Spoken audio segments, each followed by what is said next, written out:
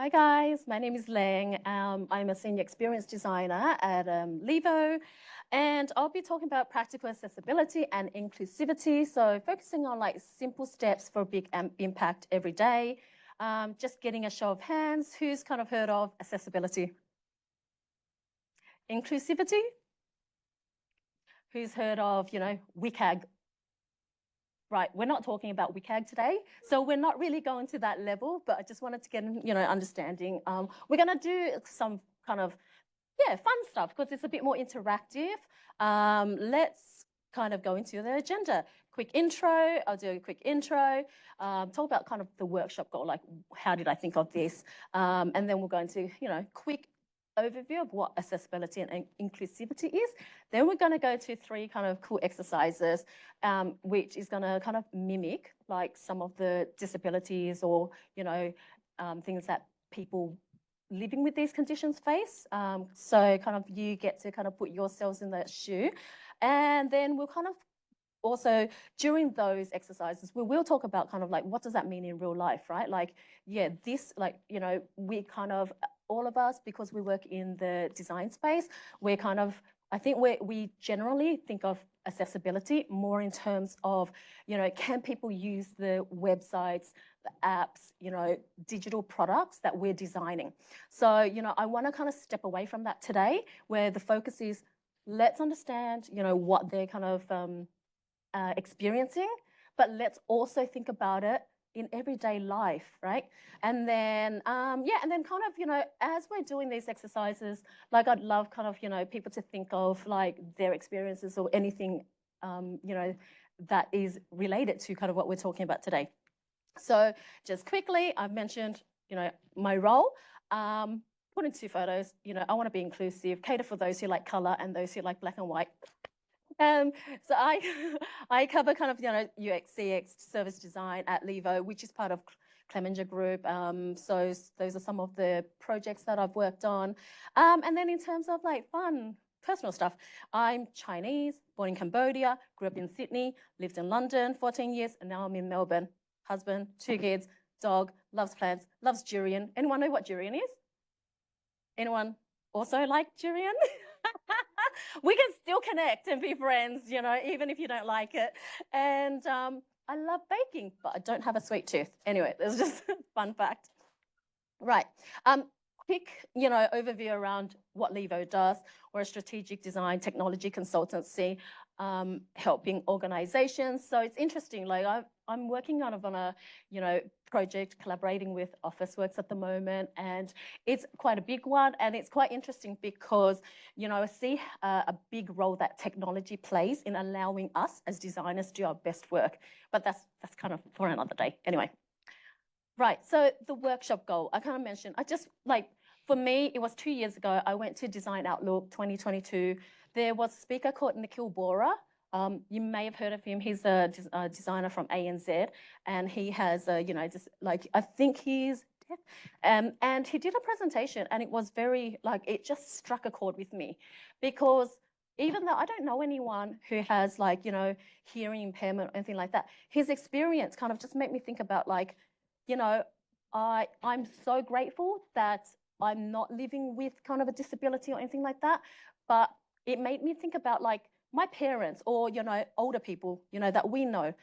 Some of them are getting older. Some of them are, maybe losing their sight or hearing, can't hear well, or can't even, speak the language. So it kind of just struck a chord with me. And I said, when I start, it was like the day before I started my job at Levo, but I said to myself, I said, this is something I want to just learn more about, and found out that Levo, we weren't, we weren't really considering accessibility in our client projects. And I said, why is that? Like, we really need to start. And so I kind of just said, I want to start learning more about this so I can kind of, raise awareness and let's start considering this for our clients. And so that was my journey. And when I started, I started as a contractor, then went perm, and then I, as part of my development program, I said, I want to do accessibility. So, I've been able to do some courses and get into those details, but I think there's still a lot for me to learn, and it's not just me as a designer that can do it. Like I realized from my last training how important it is that we as designers kind of help the developers, because actually a lot of building for accessibility is actually, it's there, but we have to support them. But if they don't know about it, how can they do that? So, you know, it's kind of like everyone's part. So if you want to, you know, I mean, look, it's baby steps and I have a long way to go. So it's me just kind of sharing a little bit about what I've learned, some of the things that I've learned from other workshops, I'm going to share with you guys. Obviously raising awareness, you know, we talk about accessibility a lot. It comes up a lot, but it's, you know, a lot of people kind of push it to the side. And it's just, you know what, like some people are going to take it and go, oh, whatever, it costs too much, it takes too much time, dismiss it. But, you know, that doesn't mean that we can't kind of share that message, because sometimes it takes a while to get the message through. And then I think today's session specifically, I mentioned we're not kind of talking about, you know, the guidelines and all that stuff, the level A, AA, AAA, you know, the etc. It's about, let's broaden our perspectives. Let's think about, you know, accessibility, inclusivity outside of just UX, UI design, and more into our everyday lives. I think, you know, like when you kind of practice small things daily, it kind of, then it gets ingrained in you, and you don't really have to, it's not like you have to think about it too much, but you're thinking about it in every experience. And, you know, I think this line, it kind of takes me back to what made me want to become a UX designer around human-centered design. And it's like, you know, building a more inclusive world together. So, all right, so what is accessibility and inclusivity? Okay, so, sorry, there's a bit of text here, but, you know, I think for those, like I won't go into too much, but accessibility, because accessibility, inclusivity, sometimes we hear those a lot.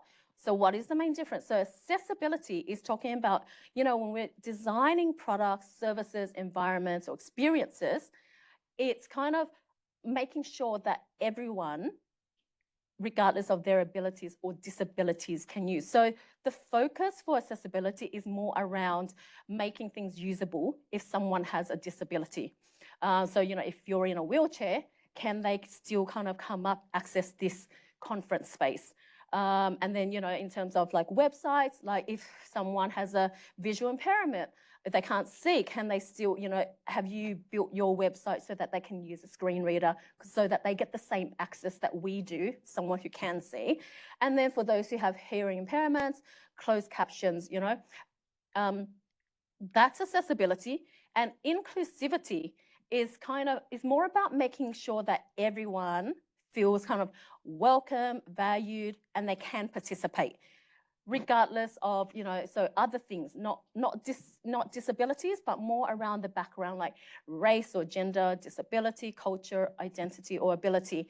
So it's kind of thinking more around environments, you know, like social settings, work, public spaces, you know, so for example, I don't have a disability.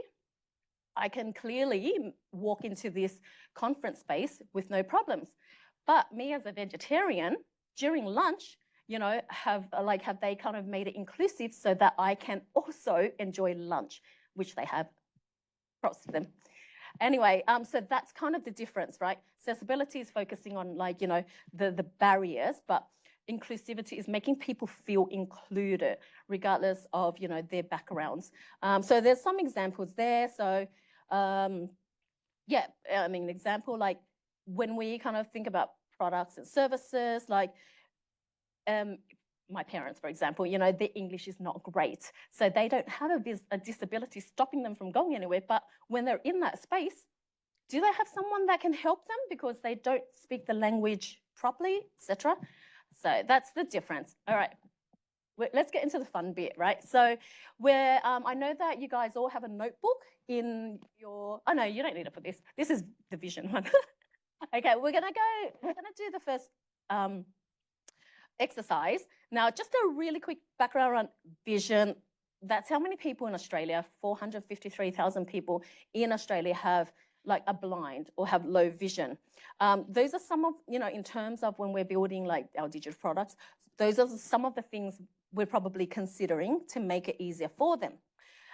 But let's kind of, you know, I don't think any of us have kind of visual parents, but let's try to put ourselves in that space. So we're going to do a word search. Okay, there's going to be 2 versions. So I'll give you, we'll say a minute for each one, and just see if you can find the 5 animals in each word search. Put your hand up if you have found, like, once you find all of them.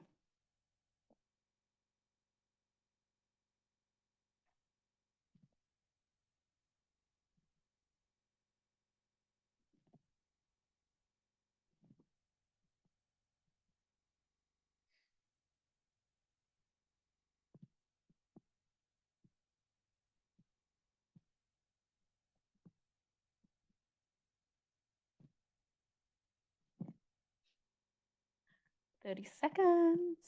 No one?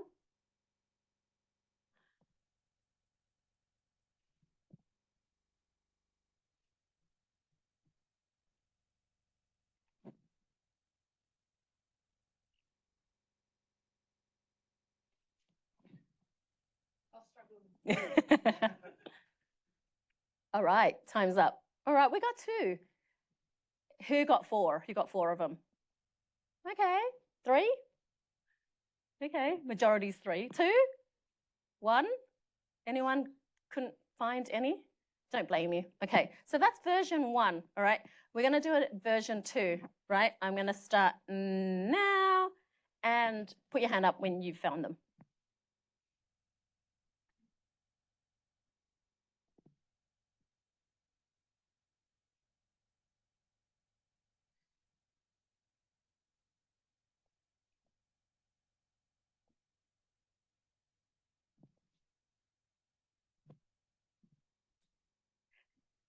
Less than 40 seconds. We've already doubled the number of people that found all 5. Tripled.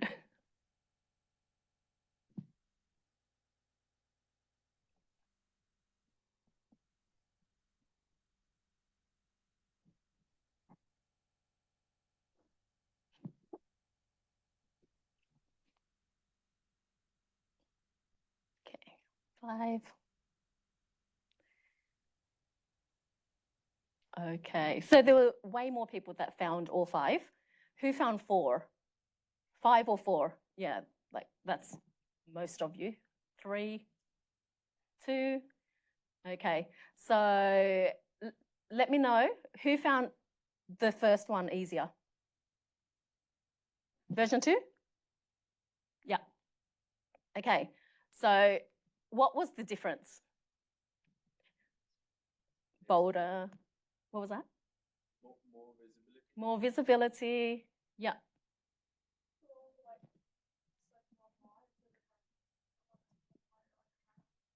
Oh, yeah. That's interesting. But I think like the contrast, the bold, those are all kind of factors. And believe it or not, it's actually the same font. So those are the difference. So obviously the color is slightly different. Yes. So you've mentioned that the contrast is different. It's the same font, but different, you know, the different styles. So one is a lighter weight and one's heavier. One's pro normal, one's pro bold. And then the size is also slightly different. So as you know, I think we all, I don't know, I hope you guys all think about it in your current work around, you know, when we're kind of choosing fonts or whatever, you know, I know what I'm like. Like I've thought about, you know, I design like invitations for kids, and I just love the fancy script writing, cursive, and I never really stopped to think about, is it legible to everyone?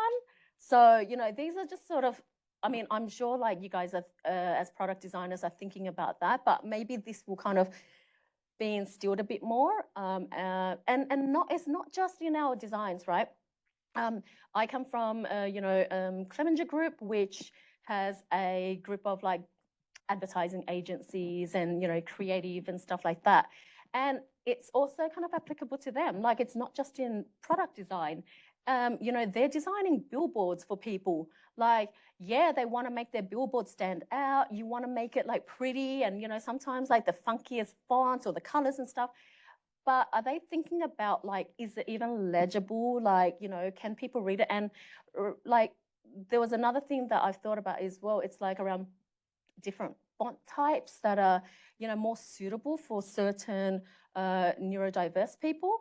So this is just an overview. I mean, these are some of the kind of, you know, the things that we learn, right? If you're a UI designer, you know, around, you know, what are the tips to help people, you know, with vision impairment when you're looking at design and contrast and, you know, keeping things consistent for them and designing with screen readers in mind. Happy to share, like, I think we share the slides, so I just added this in, but I didn't want to focus too much on it. Okay, this one, you might need your notebook for this. If you have a notebook or if you just have a phone where you can type stuff in. Like, you know, on your phone, you can use notes. All right, so is there anyone kind of who's familiar with like neurodiversity, first of all? Yep, okay. So that's the stats for you. About 1 in 10 Australians identifies neurodiverse. So what that means is it's not necessarily, it's not a disability. It's just that the way that their brain works is different. You know, so they might, you know, communicate differently. They might take in information or communicate differently. So some of the examples of neurodivergence: autism, dyslexia, ADHD, OCD, epilepsy, Tourette's syndrome. So what we're going to do is kind of mimic an experience that someone who has a neurodiverse brain might encounter. So what's going to happen is, what I want you to do is, so you're gonna be counting backwards, okay? What I want you to do is count backwards. So starting from 700, count backwards in sevens, right? And then just get as far as you can. Now, while you're counting backwards, I'm gonna read you some facts about zooshons. And then after I finish reading, I'll ask some questions. Does that make sense? Right? So you're counting backwards, starting from 700 in sevens. Okay, pens ready? All right, go. Zooshon or Shishon is a hybrid breed dog or a designer dog. They are a cross between a Bichon Frise and Shih Tzu. They are sometimes called the teddy bear dog. The Zooshon is a small designer dog with a height around 30 centimeters. They weigh 12 to 14 pounds, or between 5 to 7 kilos. They are one of the smaller designer crossbreeds, but despite their diminutive stature, they are full of energy and personality. While more common in the US, it is slowly growing in popularity around the world due to their affectionate nature that makes them a great companion for both young and old. Because they are a hybrid dog from two purebreds, they are known to have hybrid vigor. When these dogs are first generation, they could possibly have better health than purebred dogs. The Zooshon life expectancy is 12 to 15 years. Because their fur is very low in allergens, people are usually not allergic to Zooshons, which makes them a suitable choice for homes with allergy problems. They tend to be well behaved and are highly intelligent, which makes them a trainable breed. Zooshons love to spend time with their master, and therefore it is not uncommon for them to suffer from separation anxiety, which can be troublesome when they are left alone. They're better behaved and less stressed when they're kept company. All right. All right. Does someone want to call out where they got to? Regardless of whether it's right or whatever. 585. Was that 641? Yep. Okay, 665, still around the 500, 600 mark. Were you guys able to also take in the information about Zooshons? Okay, so first question. What is the weight range? What's the weight range that Zooshons usually fall between? Anyone? Okay, yeah. And then what number did you get to? Oh, that's pretty good. We'll see if it's right though, you know. No, no. Would you like that? No. What is the life expectancy of a Zishan? Anyone got that? Very good. And what number did you get up to? 630? Oh, not bad. And a Zishan is a cross between two breeds of dogs. Name one of the breeds? Huh? Yep. Anyone got the other one? The fluffy one. There's a few fluffy ones. Bichon Frise. All right, so those are the answers. Did anyone get all three right? How did you find it? How did you find that exercise, kind of having to like do two things at once? Yeah, it's kind of hard to kind of concentrate and do both, right? But, oh, okay. Are you guys wondering, like, does everyone know what a Zishan is? Anyone seen a Zishan? You curious what a Zishan looks like? This is Astro. This is he's almost 9 and he's my Zishan. So we got him in London actually. So I lived in London for 14 years, but look at him. Isn't he so cute? He is the cutest thing ever. Yeah. So anyway, I've never seen another one in Melbourne, but they're quite rare, I think. So that's a Zishan. Okay, sorry, got sidetracked. Okay, so let's look at the numbers. I don't know how accurate you guys were. What was that?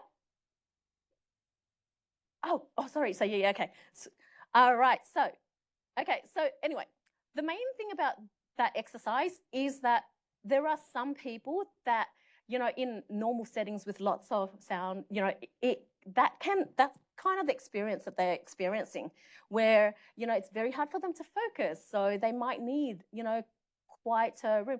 I mean, I don't have neurodiversity, like I'm not neurodiverse, but, you know, my husband, when we're both working from home, sometimes he's got Spotify on and music, and I do not kind of find working with music conducive to me. So, you know, we have those differences, and I think we have to kind of think about that in work settings, or even in like social settings. You know, we might catch up with like a friend for coffee or lunch or dinner, but you know, sometimes you go to a place for dinner and it's so freaking loud.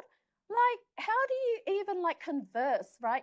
Like, it's just thinking about that, you know, like, let's think about kind of, you know, if you are catching up with someone or having a meeting, think about the environment that's conducive maybe to both of you.